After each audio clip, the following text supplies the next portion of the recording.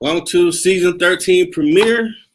This Middle Round with JLE, where we treat you like family. This amazing show. That's theme song to Trade Love off my first album, The JLE Experience. On the music and copyright. Don't mute on Facebook.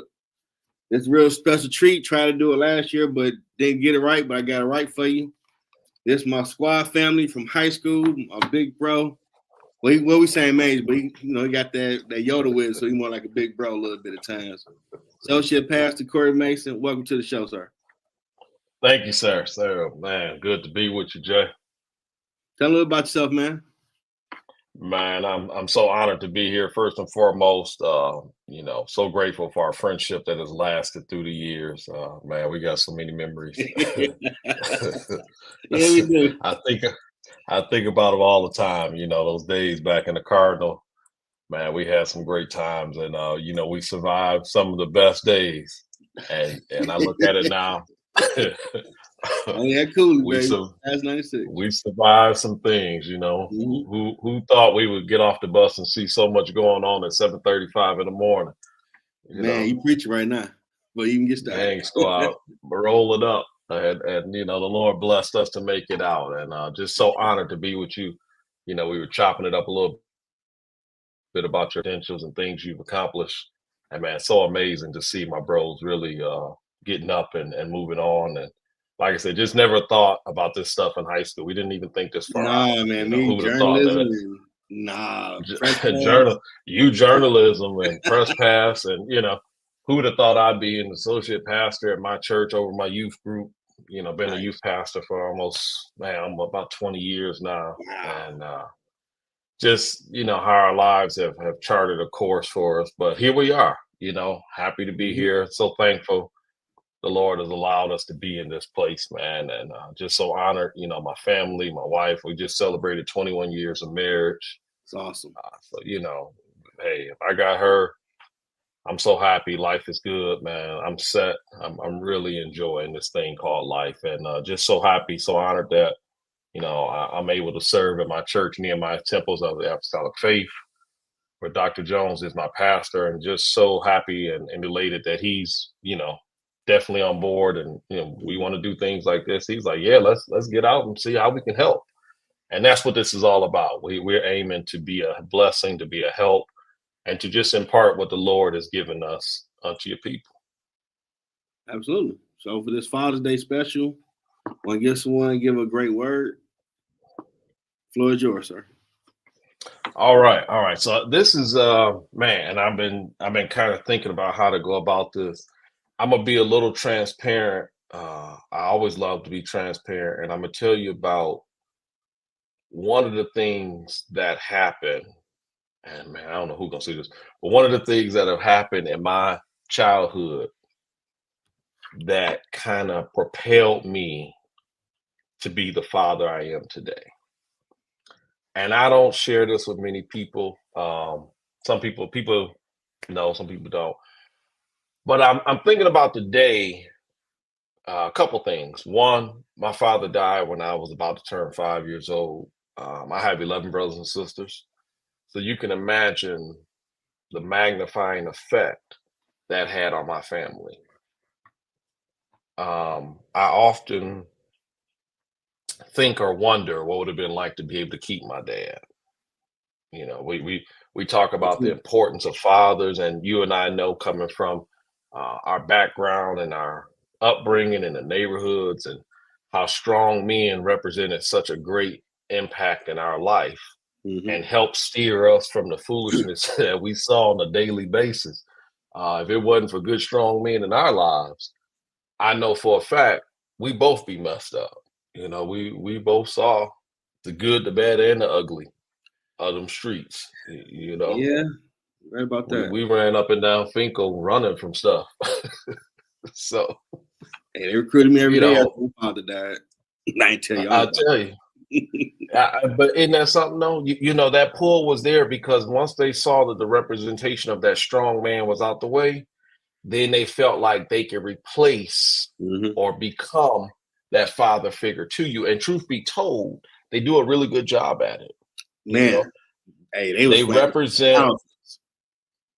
Yeah, I love they them. represent Ain't nothing what personal. we don't have, right? You know, they actually, and you losing that fatherly role, you lose that, and we're gonna talk about that provider status, that leadership status, you know, that encourager status. And what do you get when you out there? You can find that bread easy. You find that leadership role, you know, you get rank, you know. We could talk about it from so many different perspectives. But as a young man, being 5 years old and not really understanding that my dad was gone, I don't know what age it really made sense to me that my dad was gone. I'm sure I knew, but being 5, you just kind of pick up the pieces and keep on going. You still got mom, you still got brothers and sisters. But mom remarried, and I didn't care for the guy.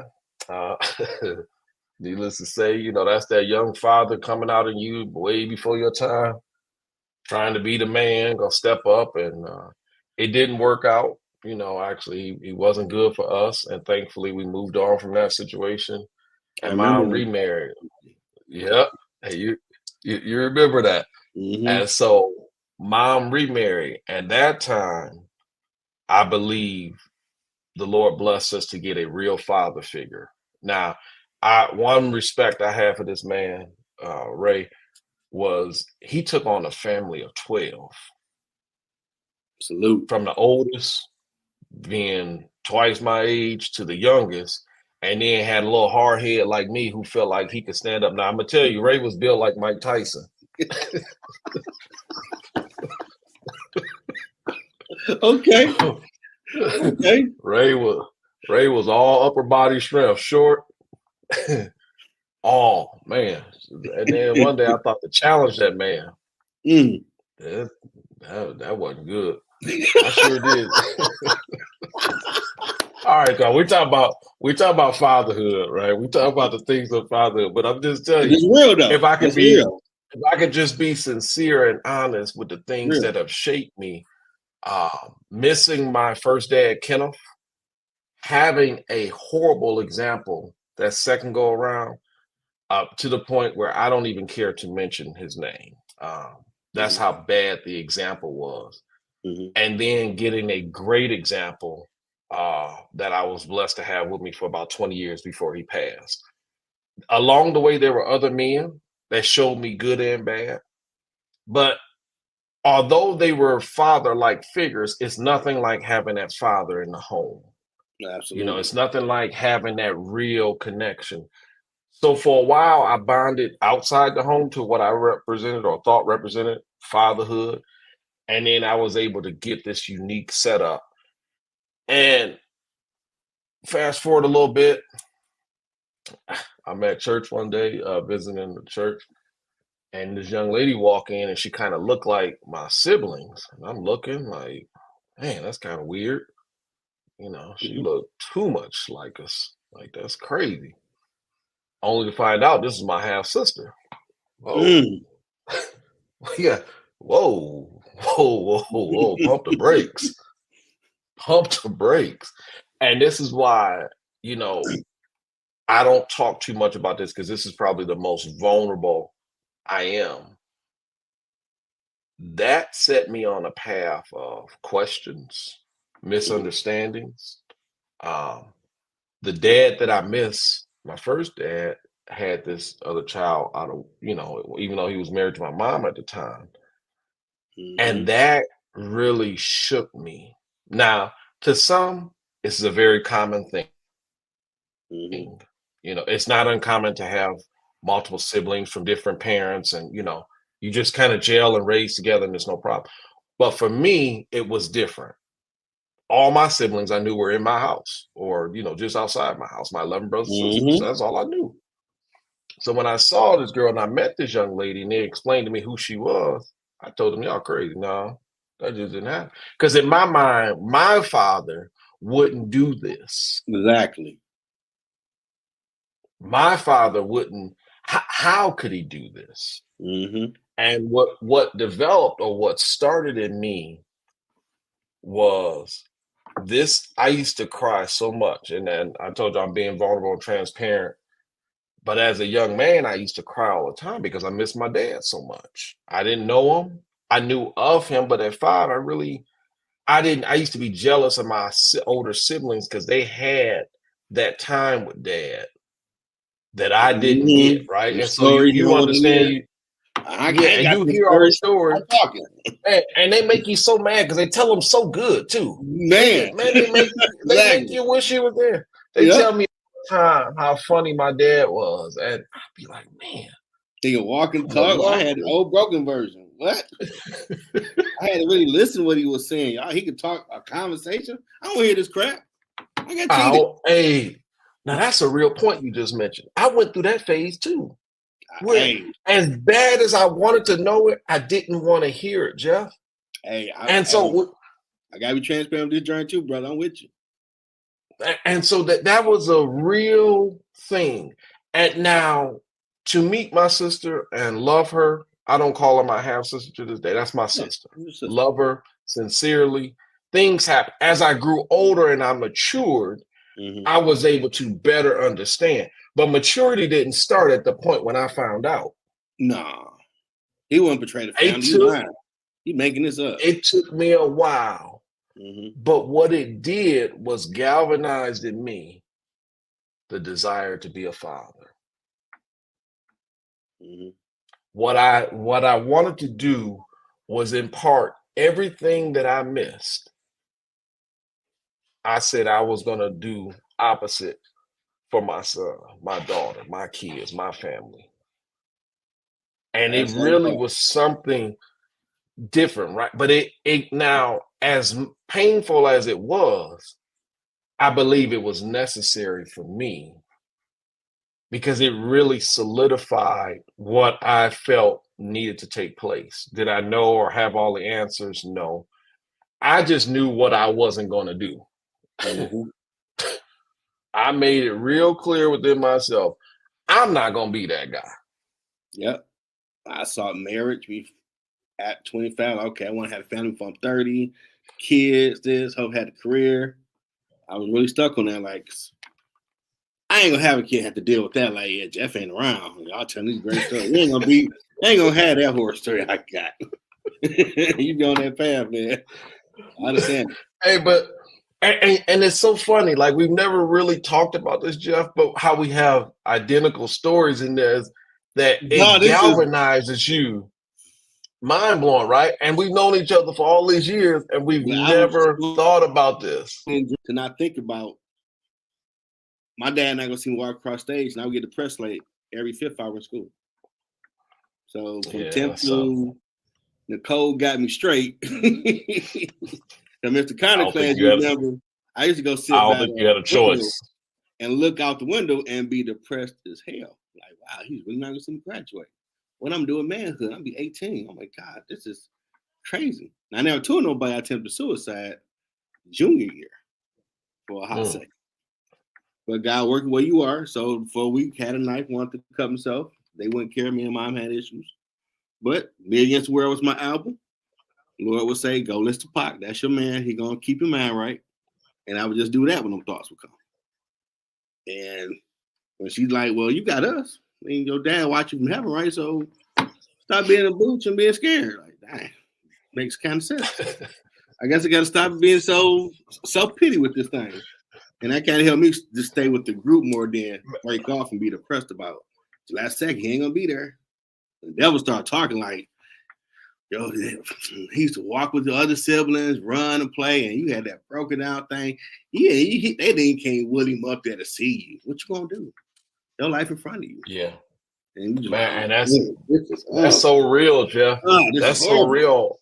How Give you me some more talk weed. I about want to think about this. And or drinking and weed don't help. It don't make you forget. You still gonna have that feeling. don't Don't do it. they don't help, and so you come to an understanding like I did, and so many others I'm sure that are watching this that can attest and and recognize we all come to different points. It's seeming like the same time, but at a different time. Mm-hmm. We hit this at this point in our life, and I say the same time because it's when we mature enough Mm-hmm. to understand who we are. And that's the most important thing. When you understand who you are and whose you are, life is a little more tolerable. I didn't say that it don't hurt. I didn't say, I'm not going to sit here and tell you that you don't have agony and pain. Man, I thought about the first day. I'm trying to think of the young lady name. I started dating her at the end of the 11th grade, and she went to Cooley. And all I wanted was my dad to see, my dad's approval. That's what I wanted more than anything. I'm like, you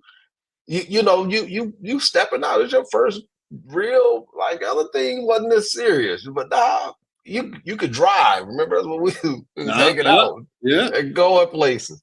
So now life meant a little bit more. And in those first couple things, everything I thought I lost between the death of my two fathers, right? And like I said, I don't talk about the second one. But the two that really made an impact on me, the Lord really helped me understand that He had given me enough to become the man I am today. And it's not that I'm going through so many growing pains, I only call them growing pains because you don't grow unless you have pain. Your body, when it's stretching out, it's a growing pain. As we grow growing older, our bones kind of start hurting a little bit because they got to move somewhere. Hey. And so I look at it, and it brings me to these 6 points that I believe what a father should be. And again, a lot of this has been formulated in my mind since I was young. So I was missing my dad. So the first thing I missed was what I thought or perceived to be that love. I thought to myself, who's going to love me? And I had the same thing, Jeff, that you said. I had a mother who has been there every step of the way, who's never let me down, never been anything more than a rock to me. I had my siblings, and you talk about, as much as we capped on each other and crack jokes, my siblings make you feel horrible, and you still laugh at the end of the night. They really would. They are the worst. And yet that's kind of like our love language, so to speak, for each other, is that we've always survived through comedy, and no matter how bad it get, we find a reason to laugh at something. We could be at a funeral and something will trip, something will happen. Funeral ain't that bad no more. We get into this laughing fit. I feel you. And people be like, how can y'all act like that? Because we learn through love and laughter, and sometimes it's crying. But the bond became so strong. I didn't realize all along that what I thought I lost by my father passing away, and he was in his late 40s, and I was only about to turn 5 years old. This happened right Christmas of '83. So everybody's so big on Christmas, and everybody's so into the holiday. Well, for me, the holiday didn't matter for years. I get that. Because what is it? He died Christmas Eve. I mean, what am I celebrating? 91. Yeah. What am I celebrating? You know what I'm saying? Like, when you think of that day, it kind of zaps everything out around it. So it didn't matter to me. It took a long time for those things to even be relevant to me. I didn't care. I don't have to celebrate. I didn't really cry until I turned 25 and really felt the magnitude of them life conversations that you miss out on. Yeah. And that's the love I'm talking about. You want that. You want to have that conversation with dad. As bad as one of the father's jobs is correction, as bad as we may think it is, you honestly, if we be honest, don't mind it. Because deep down inside, he ain't going to go as hard on me as the streets will. You knew Absolutely. That if dad coming at you, there's a buffer. Whereas somebody on the street coming at you, you had to be ready for whatever. But you knew dad would have that little bit of, all right, I'm going to get you, but I'm going to let you feel this. But it's not what it could be, because his love would supersede the punishment. Now, his job was to correct, but we grew up looking or wanting that at some point. And for those that say you didn't, kudos to you. I'm going to tell you, as a man, I wanted that. And I got it from different angles. I'm not gonna say I didn't get it, Yeah, I but had a it's lot of nothing strangers like, in that game. yeah, you had people chiming in trying to help out, right? Trying to call themselves. But the only problem with that was you could feel their love, but it's not the same type of love as a father's love. It wasn't him telling me. You know, it It's wasn't him not telling it's me not the like, same thing. nope. So we look at it and we say to ourselves, well, man, that's different. Mhm. I feel it, but I don't feel it. And I what I didn't understand was that the real love that I was searching for was not in my father, but in my heavenly father. And I'm gonna tell you that's a different type of maturity. That so the love that a father should provide, one of the number one things I think he should provide out of the 6 topics we're gonna try and hit tonight is love. A father's job is to love in spite of. Man, that's a heavy one by itself. To love in spite of means that regardless of how I'm feeling or what I see, Mhm. I think about my mother. I don't know if me and Wesley got arrested I skipping remember 4th hour. See, this is what happens when you start telling on yourself. We were sitting out, and the police officer rolled up on us. We were a couple minutes from going to Voltec, just a couple minutes away from the bus. We had to go to 2nd Precinct. Wesley's dad was dating a police officer there, so he got out in like a half an hour. I had to sit there for almost 11 hours. Ooh. They were saying I committed a crime. They had my name, and I wasn't telling the truth about my middle name. And this is a time when you think you want your father. When I was sitting in there on that cold cell block, and I heard them close them bars, Mhm. man, I wanted my father more than anything. I'm I hear sitting there you. looking at these lunatics, these crazy people across the cell. They don't look nothing like me. They grown men in there. Yeah, I am a young kid. I Yeah. think I was I think we must have been 10th grade. About 10th grade, skinny. Yep. Man, I couldn't have been more than 120, 130 pounds. And all I could think of what was gonna happen to me inside of there. But I remember this love, and while you sitting there now, the dangers about isolation is you got so much time to think. So of Mhm. course, all these feelings about, man, I wish my dad was here. If my dad was here, this wouldn't be happening. Blah blah blah. You know, I'm just saying all this silliness. And when it came down to it, I looked at my mother through that glass, and that's a feeling that I never had to experience before. I had never been to jail before. I never had to go through that Mhm. process. And how I was talking to my mom, just sitting there saying, my mother shouldn't be doing this. Mhm. I wanted my father. I wanted a man to come in there and set the record straight. This my son. And I think they treated me a little differently because they were dealing with my mom as opposed to a male figure. That's how I looked at the situation. Might be So right. what I was thinking was, if my father was here, there's no way this would happen to me. I wouldn't be here this long. I kept doing that. Kept putting the words in, little phrases in, getting mad, Realize I'm Mhm. hitting a cinder block wall. Ain't nobody listening to you. You going all crazy, raging out there. And that police officer, that lady came by, and she said, "You're gonna have to relax." I said, "It'd be all right." All what I thought I was missing, the Lord was showing me in other ways, a different kind of love. But Mhm. man, I long for that moment to talk to my dad.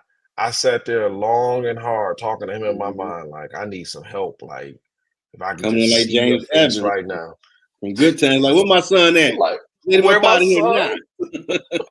He want that folks come up in there. Because James ain't taking no for an Nope. answer. I'm fighting all y'all. I better let my boy out of there now. Man, so and I digress a little bit and bringing up the story, but it really was a time where if you thought you wanted your father's love, that was one, Mhm. and that's just one of many. Mhm.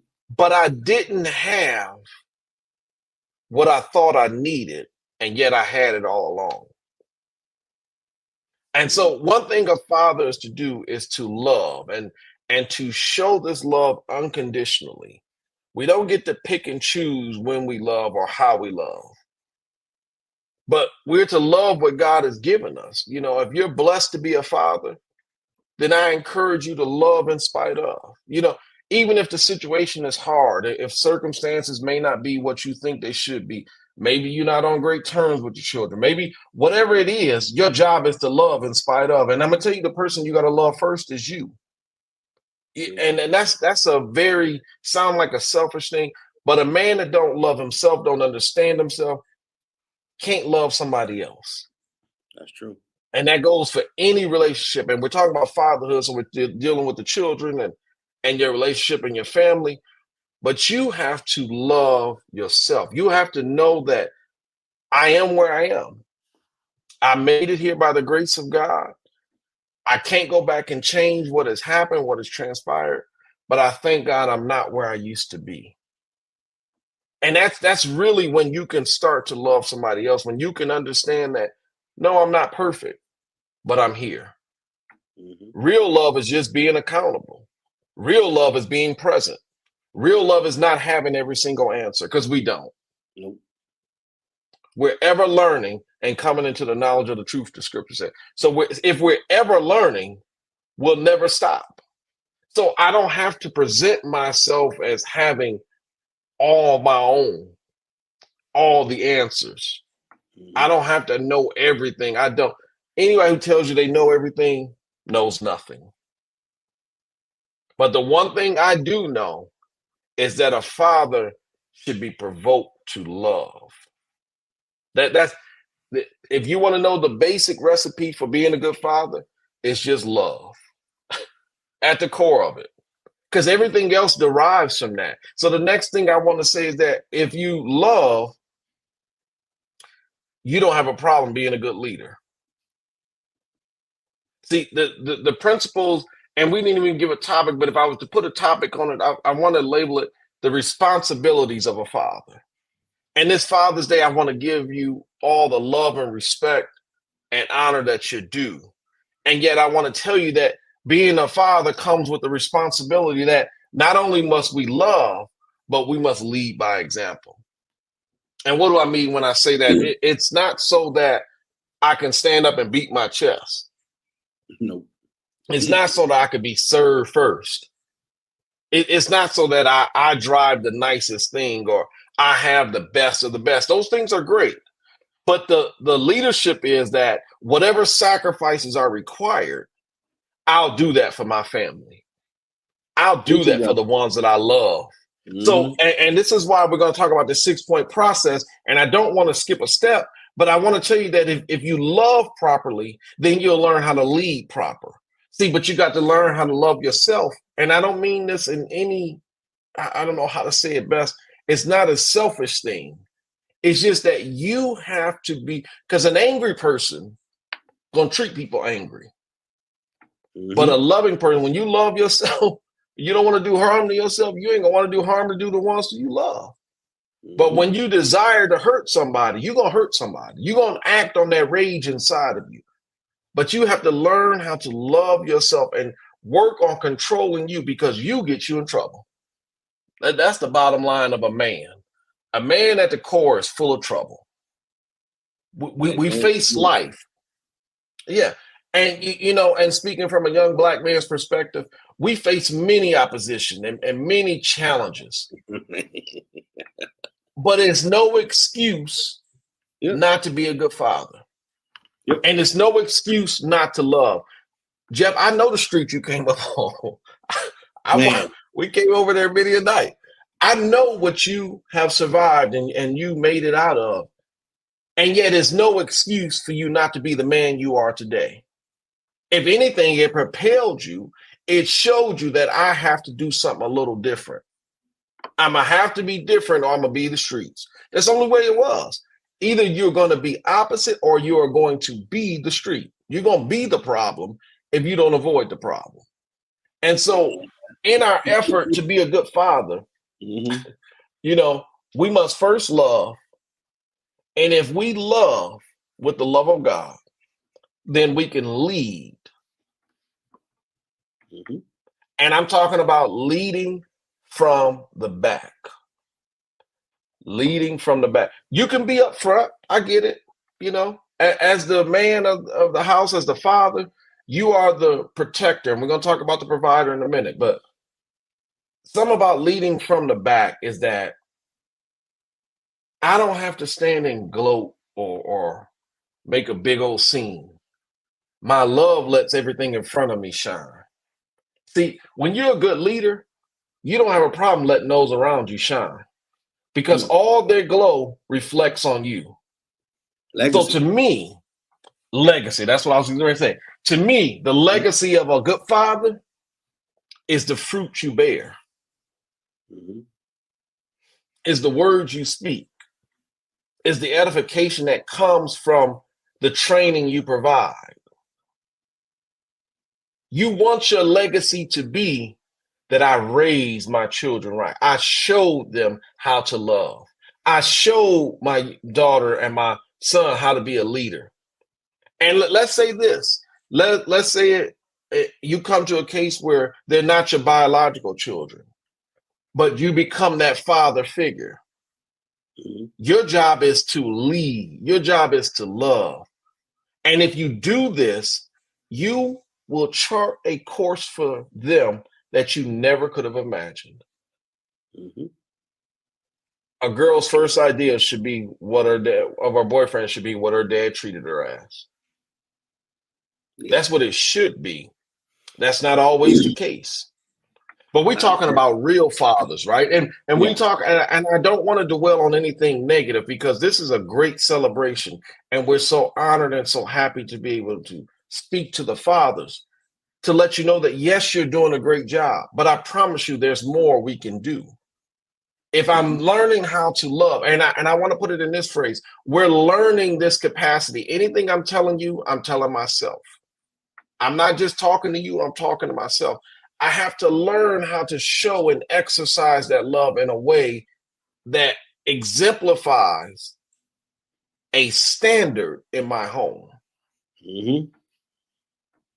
The love and the leadership that I have should exemplify a standard.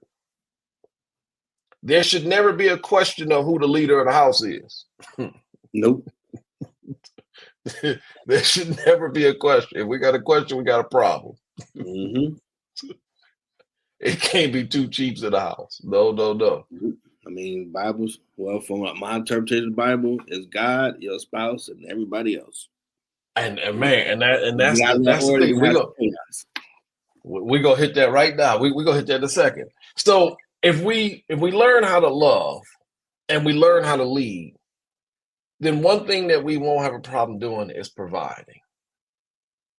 And some may say, well, I don't have Bill Gates money, which we all are trying to aspire to get to, nothing wrong with that. Nothing wrong with seeing a good example in Mark. And hey, I don't want to be Bill Gates. I just need a little bit of pocket change like Gates, And if I don't get it, there's always other people, we can call a few other billionaire. Buffett out there, he's one of my favorite people to follow. He's made some good choices. And it's not that I aspire to be him, but what I like is what he shows you is that it's possible. So as the provider, right? My job is to show you what's possible. I may not have $1 million. I may not have the biggest house or the fanciest car, but my job, according to what God has set forth, is to provide for you to the best of my ability. And see, you know what kids and what your children will recognize and honor more than anything is your presence. Yeah. They remember that more on Christmas than anything, that you handed them a gift that they know you worked hard to get for them. And it could be the smallest thing, but it came with such glow and such reverence because my father did this for me. He did everything, and I got this. And I don't know one dad that doesn't go out of his way to do everything he can for his children. You know, that's a father's joy. That's a father's love to be able to say, yeah, oh man, you know, I was able to do this and do that. And so much so that if we think we can't get something, we'll get out there and hustle harder. We're going to find a way. Mm-hmm. We're going to find a way to provide for our children. So, you know, those three things in that order, we first must love, then we must lead. And if we are leading, we won't have a problem providing. And I want you to know that providing comes with the next step, and they kind of go hand in hand. We are to impart wisdom. We're talking about the responsibilities of a father. Mm-hmm. And I won't say a good father. I'm going to say a father. It's all fathers. Everybody has the same job, no matter where we come from, what demographic we are, what race we are, what religion. We have the same responsibility as a father. That's the beauty of this message. It's not a denominational message. It's not one based on your religion. Your job as a father is the same regardless of where you live. Wherever you're watching this across the country, wherever you're viewing this, your role is the same. And if you are providing, then one of the things you're providing should be wisdom. Mm-hmm. You should be imparting something that will help. And our job, one of our jobs, is to set them up to be leaders for tomorrow. So I'm imparting unto you the wisdom by showing you the love and leadership. See, it kind of, nothing goes out of place when it comes to God, how he set this thing up for us. No. He has given us all the tools and the provisions necessary. He taught us how to love by sending his son. Here's a father that sacrificed his only son for the sins of the world. That's love. What manner of love that is? That's some strange love. That's some crazy love. If you think I'm gonna sacrifice my only son for y'all, I'm gonna tell you right now. I got one son. He on his way to being 20 years old come September. I don't know a reason I would give him up. For people who are hard-headed as the people around here, great. Hey, I'm gonna give up my son knowing y'all still gonna do wrong? No, I'm good. I'm gonna keep my son. I hear that. I'm gonna keep my son. I hear you. So you want to know the role of a good father. He sacrificed his only son so that we could have an opportunity, we could have a better life, because there was a time when we were not considered a people, and I'm not talking about slavery. We could take it as biblical as we want to go. I'm telling you, there's a time when we didn't have that opportunity. But because of the grace that he shed abroad on us, and he sacrificed his son, that's real love. That's the identity of a real father to me. He sacrificed what meant the most to him for the betterment of all. And so if I learn to take that example, that yes, some things are going to cost me. Is it going to cost me to love? It sure is. Is it going to cost me some things to lead? It sure. You know the biggest thing it costs you to be a good leader? Your pride. You can't be a good leader standing on pride. I love Perk talking about standing on business. You know, that's Perk's word. But what you can't be is standing on pride. Now you can stand on business, but you can't stand on pride. Because pride gonna get you knocked down. Right. But standing on love, so it's gonna take a sacrifice and all these things. Does it cost you to provide? Yes, it does. You get out there and work so you can provide, so you can have a place, so you can have transportation. If you don't have that, you're doing everything you can to make it right, to offer that to the best of your ability. And now your job is to impart wisdom. God is giving you this responsibility of a father, and he's also giving you what it takes. Sometimes we feel inadequate. Sometimes we feel we're not enough. Sometimes we're so busy staring across the street at John over there thinking he got it all and I want to be like him, when God is giving you everything you need. Sometimes you just got to believe in what he's put in you. I've done that. Yeah, it's easy, right? We mark role models. I've done that We on this see and journey so understand. far. If I'm doing what I should be doing, building this. But I don't like and being then, transparent, man, but I got to be on the journey. I feel but you. it's really something how you can look at that role, right? And it comes back in so many different ways. How we're talking about fatherhood, but the reality is every day of our life, there's some aspect of this we deal with. And it has nothing to do with fatherhood. But yet it's so embedded in us, whether you're on your job and you are owner and operator and CEO of the podcast, it's your job to orchestrate and to implement content that is fulfilling, that will draw the people in. If you don't take it upon yourself as the leader to have a special, overbearing, over the top love for this, it will not succeed. If you don't get on here and lead by example, and even when the numbers may be high, they may be low, you got to be there regardless. You got to keep showing up. You got to keep doing. If you don't take the opportunity to provide this outlet, I don't have this resource to come on JLE. So everything that you're doing is an aspect of a father's role, right? And we look at fathers a little differently. We say, well, I may not have no kids, but I'm going to tell you the responsibility of a father comes in so many shapes and fashions and forms. And so I Right. honor the fathers and the men out here doing their best in every capacity. And yet I see that there's more that we can do. This platform is to impart wisdom in the best way you can. Sometimes you take it in a comical approach, as we've been laughing along. Sometimes you do the sport. Sometimes you do the real serious topics. Sometimes you get the top people, the executives, and I've watched so many of them. And it's good information. But that is a fatherly role to impart wisdom. And what you're doing is sharing the knowledge.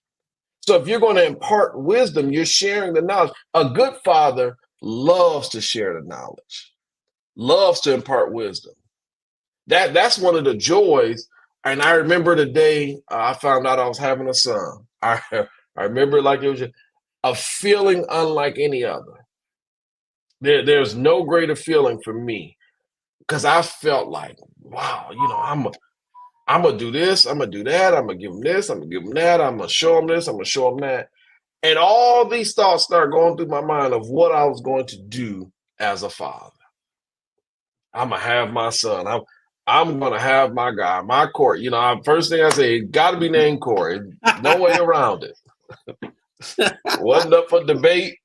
Didn't take no time to figure out what his name was gonna be. Now we debated the middle name, but that's a whole other conversation. But he was gonna take my first name because I felt so honored, and I knew I wanted this my whole life. As I said, going back to the trauma of my childhood, what I experienced, I wanted so bad to show him what a man should be. I wanted so bad for him to recognize and see my dad is here. My dad is present. I wanted him to see that on every level. And I sit here today and I say, my job is to love, to lead, to provide, to impart wisdom, to share knowledge, to give correction is number 5. That's not a fun subject. Everybody wants to do the happy parts, the good parts. It's all good. We can talk about love and leading, providing, giving you all the money, buying you all the toys, and get you a car and a house, and giving you $1 million. Those are all fun. But a good father corrects, because if you don't correct, the streets will. Let's just be honest and call it 100. Jeff already told you what they were offering. Soon as they found out there was a leak in the system and no one was there to plug the hole, they offered to plug the hole for them. Oh, I got you. Here, let me put a little money in your hand. Let me show you. Come on out. And I'm going to talk from 11 brothers and sisters. I didn't have a lot growing up. Poverty, pro wings was a specialty that I hate to this day. Running them pro wings. I had them too. Boy, when you hit the basketball court in them pro wings, they talked about you so bad, and your feet were hot, running in hard plastic shoes. Not only were they hot, they were hurting by the time you got home, running around thinking we was going to the NBA. Them pro wing, them Payless specials. Now, don't knock Payless. Now, it got me through some rough years, but if Payless was still around. When I got a few dollars, I made up my mind I wasn't going back to Payless. I didn't care what deal they had. Payless traumatized me as a kid too. I look at that now, and I think about the days of the pro wings. Man, we come a long way. You know, when Shaq had his shoes in, they were cool. I was gonna get them. Now, when Shaq got there, that was a little different story. That was an upgrade. You didn't mind. Man, I was $100. Give me BOGO. Give me a few of those. Well, everybody got something in the family, but we rolled pro wings for so long, and I don't, the Lord blessed our feet because they should have been on fire. they hurt so bad, man. But I think about this, right, and we joking about the Payless, and it's not a knock against Payless, it's just what we dealt with coming up, being talked about, ridiculed. But how I needed that correction. I remember the fourth grade Winship Middle School. Omar Harper, one of my best friends. Me and Omar got into a fight. I don't know what we were fighting about, but I come from a religious background, saved home. My mom didn't curse, none of that. None of my siblings did, all that. I got into a fight with Omar. Omar was bigger than me, probably 3 times bigger than me, big guy. But again, he was my best friend. But we decided to have this fight one day. And I thought I should learn every curse word in the book.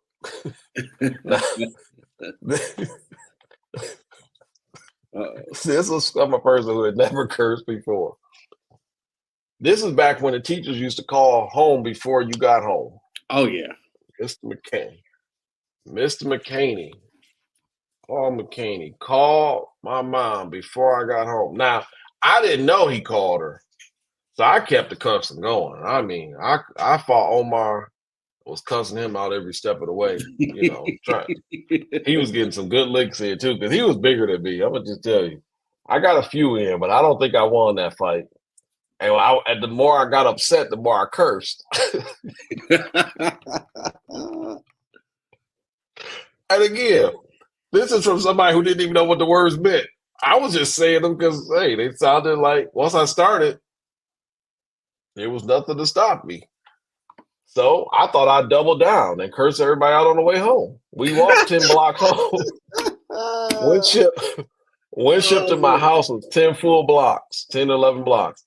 I cursed everybody out all 9.5 blocks until I saw my mom. Standing on the corner with the belt in her hand.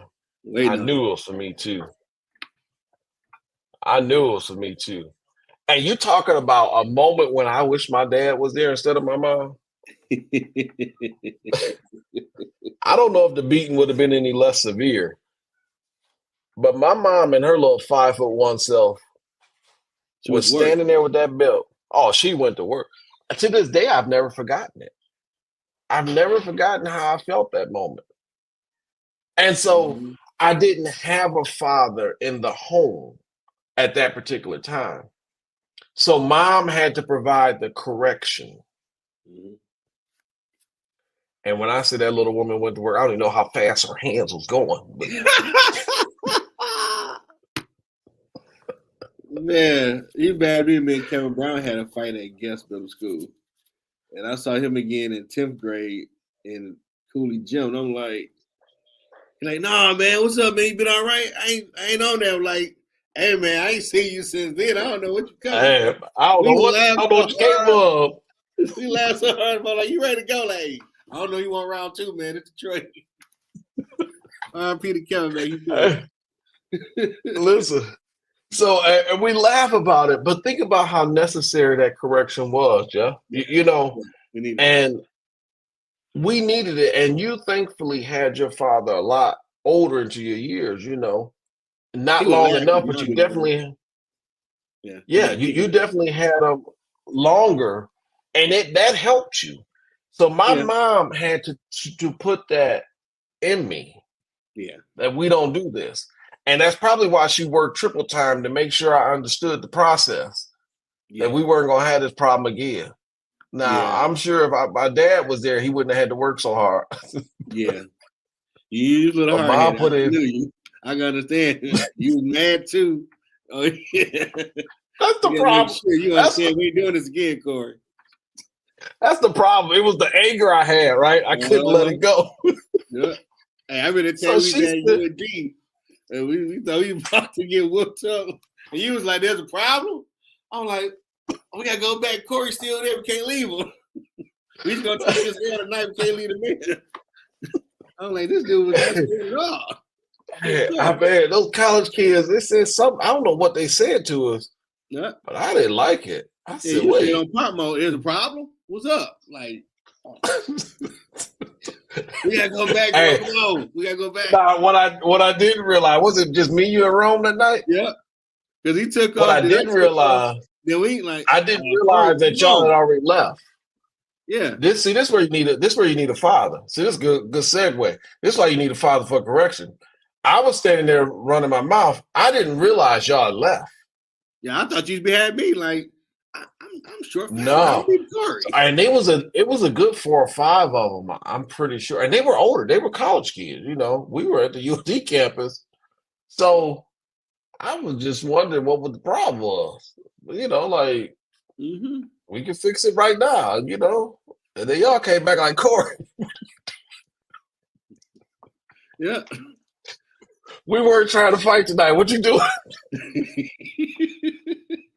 They like, oh, y'all fellas cool. Like, we laughed about we got to school. Like, hey, Corey, he a real one. He stand on business. Hey, listen. He stand up. Listen, all right. And I'm sorry, I know we're talking about the responsibility of a father. We keep segueing the little bit of comedy here and there. But it's how real life was for us. And I'm telling you about the things that I missed along the way by my father not being there. Now, he died of a massive heart attack, and you know, it's not like he just peeled out on us. So things happened that precluded him from being there. Man was kidney failure. It was horrible. And you know, wither away.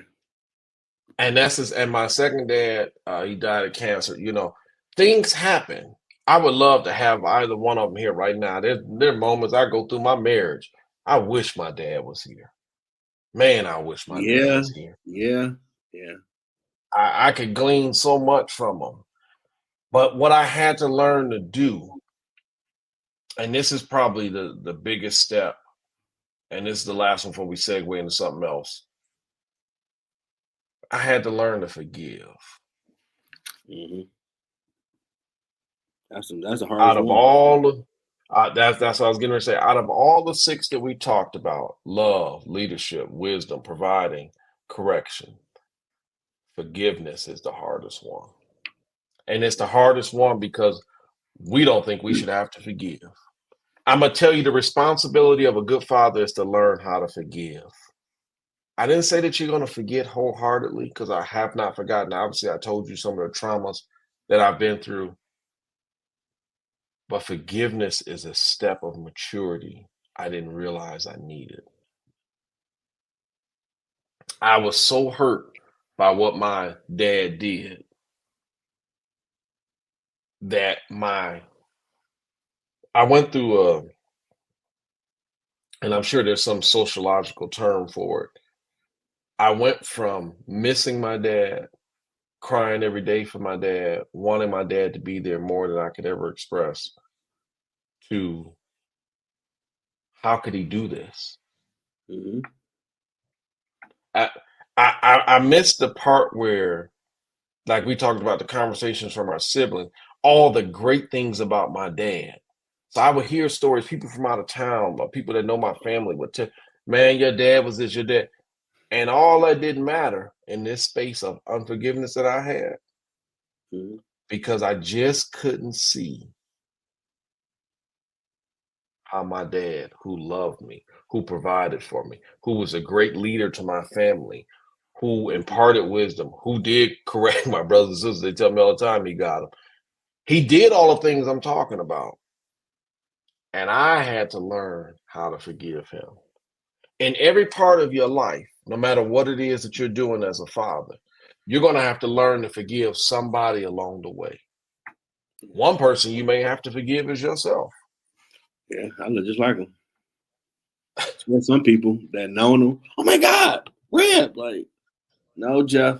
Oh my God, you look just like your father. Like, yeah, I get that now. I get sick of hearing it when I was younger, but I get it. Got older. Now, and you know, it really, all these 6 characteristics really speak to the need for us to mature as men, to become great fathers. You can't become or understand your responsibility as a father until you have matured. And I'm going to tell you this, fellas, and I'm speaking to the fellas and to the ladies that are watching, wherever you are. I'm going to tell you to exercise a little bit of grace with the men in your lives, with the fathers in your lives, with the brothers in your life, because we have to grow up.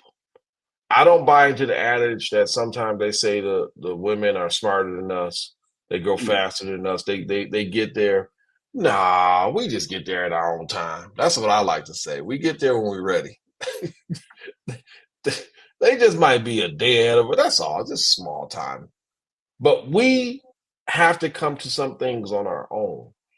And what the greatest thing that helped me in the forgiveness in all 6 of these categories is lining my life up with the one true Father. A father's responsibility is to recognize you need help. A father's responsibility is to recognize you don't have to do it on your own. I know they say man up, pull yourself up by your bootstraps. I know they say get out there and figure it out on your own. But you know, the greatest example is not for you to always go through it, but sometimes you can watch what somebody else does and see the pitfalls and mistakes that they make and realize I don't need to be the man to go down that road. I'm going to channel a different path. And you'll see that by channeling a different path, it's easier to become this great father. And so one of our things that we have to recognize is it's okay to acknowledge that I could use a little help every now and then. It's okay to talk about the things that really affected me in my childhood. It doesn't make me any less of a man to tell you that I had some highs and lows. It doesn't make me any less of a man to tell you that in my 21 years of marriage, I found some struggles. And I say I found because you don't know what you got till it come on you. Man. You don't know the man you need to be until you're faced with the opportunity. That's a bar. Write that down. You don't know the man you need to be until you're faced with the opportunity. Think about it. We all say in our mind that'll never be me. I'm gonna tell you, I'm a carpenter by trade. And one of the things that they told me when I first started in the trades over 25 years ago that I didn't understand, some of the best tradesmen, homeless, in the bar, strung out, going through whatever life has happened. And I say, that don't make sense. How can you be a world-class, a master electrician, and you're having drinking problems? How can you be a master electrician and you homeless? What do you mean? Electricians make great money. I didn't see it to understand that men go through. That's how you respond. We face some challenges. We face some oppositions. And without this fatherly figure, without this love, without this contentment, without this leadership path, you can spiral out of control and still be at the job. I didn't understand what a functioning alcoholic was till I started working with him. We were making money. And he had to explain to me how he was a functioning alcoholic because he was broke come Monday and I didn't get it. Mm-hmm. Got paid on Friday and broke by Monday. Mm-hmm. I didn't understand. So my lack of understanding, if I just be truthful, caused me sometime to enter into a point of judgment. Very dangerous place to be. Mm-hmm. You all got a glass house. We all got a glass house. It's getting long in this thing. I could talk about this thing all night, Jeff. Man, because it has triggered so many things. I'm over here fighting back tears, thinking about my childhood, father not being here, marriage issues, the miscarriages that took place, what I lost in those miscarriages. Like, dang, I wasn't expecting this. I ain't crying on camera. Man, you know, we got to get out of here because we could talk all night. And I think this, you know, I'm gonna throw the suggestion out and you do with it as you will with this being a CEO of this podcast. One day, and we talked a little bit about this. We've done this before with Shield. You know, we kicked around a little bit as just men on the podcast and, you know, talking. They redoing it on Instagram. They redoing it, and I missed last week, but I'm gonna check them this week because I got to see what old Lim up to. Mm-hmm. Got to get in there and hear the fellow's voice again, Los. But it really is something. If we want to know the responsibilities of a father, we have to be prepared to be vulnerable to help somebody else. It's your job to understand that, yes, you've gone through, yes, you've dealt with some things, but that don't mean you got to stay there. Just because life has dealt you some blows don't mean you can't be a great father. Just because life has dealt you some sidetracks don't mean you can't be a responsible individual who leads and is an exemplary young man in the community. You could be the father figure and not even be a father. Be the man where you are. Take care of your responsibilities. Be polite. Open the door. Yes, ma'am. Yes, sir. And, you know, some people take issue. Why are you always saying yes, ma'am? It's just a way of being respectful. Mm-hmm. It's not a downgrade on me to show respect and courtesy. You find out opening doors and saying that open a lot of other doors for you too. Mm-hmm. I got a work phone, my work phone, and this guy named Jeff who works for some company. I've had this phone for 4 years and I take his calls every day. And so the lady from Delta today, she was like, man, you don't seem to be upset. I said, I'm tired of it, but I speak to everybody. I said, what I figured out is everybody keep calling this guy. He must be pretty important. I said, so I just answer the phone because I don't know who I'm going to talk to. Mm-hmm. I said, so yes, I answer the phone 10 times a day. This is not Jeff's phone. Thank you for calling. Have a nice day. She said, you're so polite about it. I said, well, hey, I don't know who I'm going to meet. I'm looking at this as a networking opportunity, and it's putting me in a circle of people I don't even know. So she was calling him, his name Jeff, about his frequent flyer miles, and he had a flight to catch. And I said, well, next time Delta want to give out some rewards, call me back. You know, and it's silly. We were laughing, but you don't know where you have an opportunity. And Mm-hmm. what it did, it opened up a conversation with this young lady. And we got to talking because I'm this alias. I'm not the person she called for. You know, we sat on there, had about a 4 or 5 minute conversation. Mm-hmm. Just about, and she was so thrilled that I was respectful and I wasn't being rude to her. You don't know what it means to somebody to show that fatherly role. And I wasn't trying to be her father, but it's the characteristics of what makes a good father. Be respectful, be responsible, be courteous. Mm-hmm. Okay, so the call is not for me. You don't have to get mad. It's not their fault. They only calling what's on record. Mm-hmm. So here I am. And what I realized today, probably more than anything, that's an opportunity. It's an opportunity to show her who I am. Mm-hmm. She doesn't know me. She may never call me back. She may never understand where I am. She don't know where I live. She doesn't know anything about me. But in a split second that I have a chance to make an impact in her life. Yeah. That's what the Lord has done for me. I'll summarize this and say it like this. If I'm going to lead by example, I must first tell you that in order to be a good man, you need help from above. And I'm not talking about the help you get being high. I'm not talking about the help you get being drunk. I'm not talking about the help you get picking up some little extracurricular activity on the side. I couldn't be in my marriage for 21 years if it wasn't for the grace of God. I wouldn't make it. I wouldn't be able to tell you I'm not the example that I saw, but for the grace of God.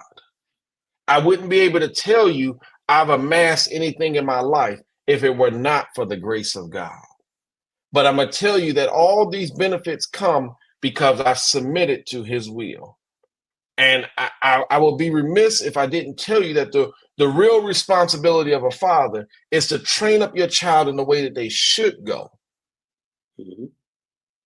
But in order to train them up, you got to know what you need to do. True. You got to step up into real manhood and recognize that we all need help. We all got areas of improvement. Mm-hmm. But nothing happens without the grace of God. Nothing happens without the gift of God. You are not the better man without God. This is Corey's perspective. You can feel free to feel different. I have no grudge against you. I'm just telling you, you have to get some help. This man need help because, as Jeff said at UAD, I was ready to go. Mm-hmm. That wasn't wise. Let me tell you right now, that wasn't wise. That was pretty dumb.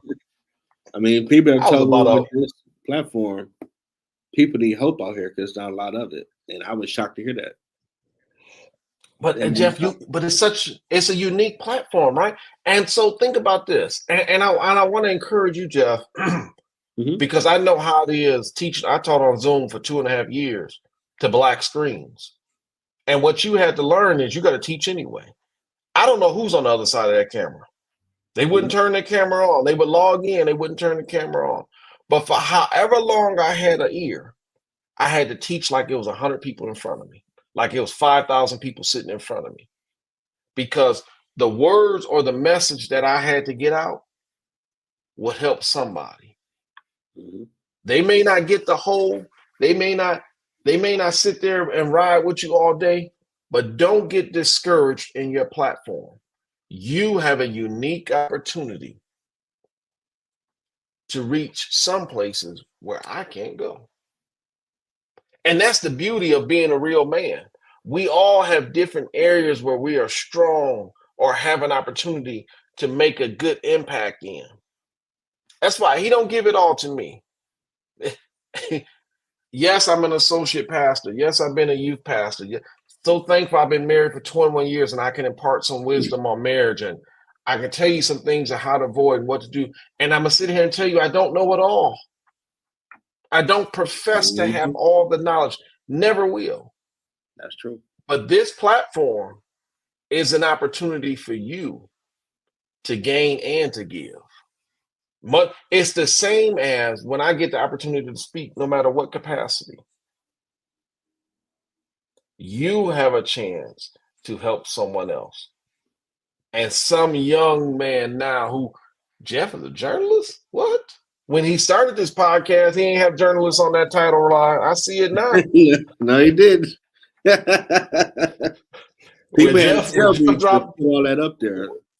When Jeff dropped the first CD, he was not an author. See, this is what you got to understand. Yeah. You're evolving, but the things that you're evolving with, you're going to be able to impart and help. So I saw your nephew graduate, and you know how proud you were. You posted them. You put it all out there. Mm-hmm. But guess what? He's paying attention to you. Now, as excited as you were for him, he's watching you. Your job is to represent and to be responsible as if you were his father. I didn't think about it like That's that. that's not your son, right? Hmm. But when do you get a chance to let down? Because Uncle Jeff means something. May not say it a lot. You may not hear it a lot. Yeah, he You may going not to know media it. stuff too in college. So like that. Yeah. So you're going to be there as an anchor. You're going to be there to be able to represent. And his dad is doing a great job, obviously, got him to this point.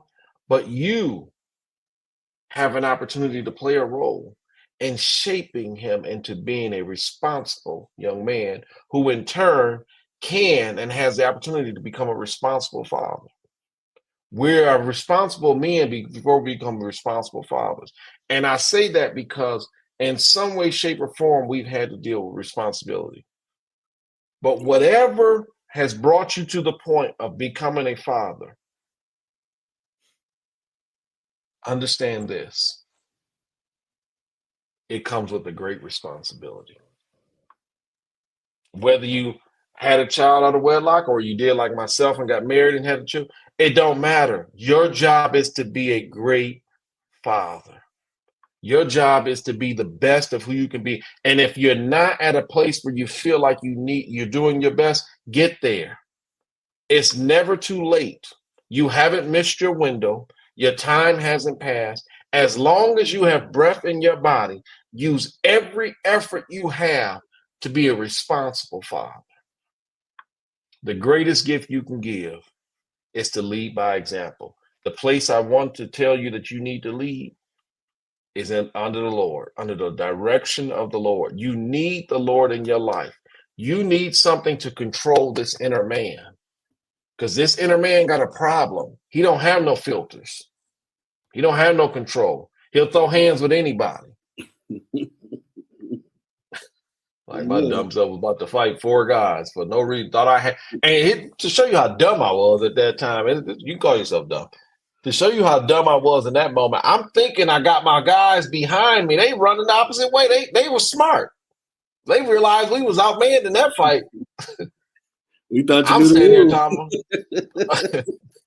We can't win this. We all got to dip, regroup. This where pride to get you whipped up. Mm-hmm. Pride almost got my pride almost got all 3 of us whipped up that night. Yeah, we can't leave behind. Squad, we can't do that. My pride almost got all 3. So your love for me had you turn around, and my pride almost about to get us whipped up. Mm-hmm. We've been laying there with no help. It was dark too. The security couldn't even find us. Nope. Can't leave behind no man. We were trying to finish up a project. It must have been for Miss Constance. That was the only reason we would have been in that library. Yep. Miss Constance, them projects all the time. That's all it could have been. Everywhere. That's Shakespeare that Miss Constance had us doing. That's the only reason we would have been there. But think of how foolish my pride was. And we got to go. It's an hour and 15 minutes in, man. Think of how foolish my pride was. And my pride could have got us seriously hurt to the point where we may not be here today. That's true. It's ignorant to be so proud that I stand here before you acting as if I got it all together. I'm going to tell you, I am only who I am because of the grace of God. I've only avoided real prison. I got that one little scare at 2nd Precinct on Grand River. That was enough for me. Now, truthfully, that was a good scare for me. Mm-hmm. But I am only the man I am. I can only tell you that I'm 46 years old and I've never been to prison. Not because I've been so good, not because I'm perfect, not because I've always done right. It is the grace of God. Mm-hmm. If I can leave anything with you, understand this. No matter where you are, no matter what situation you're in, no matter what circumstance, you could be locked up listening to this message. The grace of God is there for you because you still got breath in your body. If you know right but not doing right, I'm going to tell you to get right. If you don't know what to do, I'm going to tell you to ask God to help you. Sure, I can tell you what to do. You may not want to hear it from me, but I tell you the one that will never steer you wrong is your Heavenly Father. He is the greatest example of what a great father is. He loves in spite of. He knew his children was going to be bad anyway and still gave us a way out. Mhm. To the JLE audience, I say with such humble appreciation, I'm learning what it means to be a great father. I'm learning what it means to have the responsibility. I'm so grateful that God has blessed me to be a father. I'm so grateful to be in the position that I'm in. No, I'm not perfect, not by any stretch of the imagination, but I'm striving every day to be a responsible father. I want to be the best example of what my Heavenly Father is and what He has been to me. I'm a living testimony of His grace. I want to say Happy Father's Day to all the fathers. We could talk about this for hours upon hours upon hours because it goes into so many layers. But I don't want you to recognize just one day as Father's Day. I honor you and I appreciate you every day that you out there putting your feet down, making it work. Every day you rise up out of that bed with the effort, I'm going to do my best today.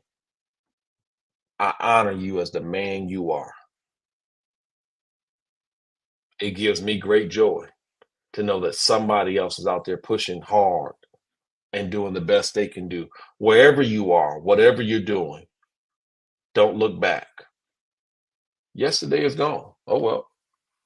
Today is a new day. Take this challenge. Jeff, love you, man. Honor you. Appreciate the opportunity. So much more to say, but bro, I appreciate you, you man. put me in the space. I didn't have all that. My notes is about a quarter of a page long. But just being on with you, man, just like old times. But it really and it allowed me to open up some things I ain't talked about in a long, long time. I wasn't even going down that road. Do Bible study here, Just to man. be real with you. Just to be real. Yeah. I wasn't gonna even go down none of that. But man, sometimes you don't know what you need to say until you start. So Mhm. I appreciate you. I honor you. Thank you so much to you and your audience for this opportunity. Man, love you. Love you so too, much, man. bro. Happy Father's Day to you as well. And all the fathers out there. There's a fire. It's already recorded. I'm putting on the thing so when people want to comment, it ain't live. But it's gonna be coming on live this weekend. And share it because a lot of people need to hear this.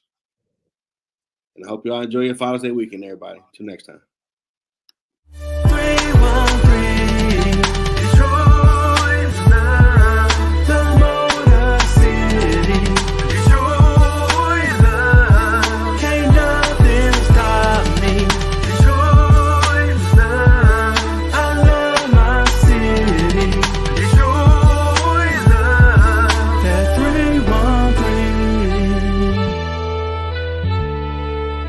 Detroit raised me. Detroit's in me.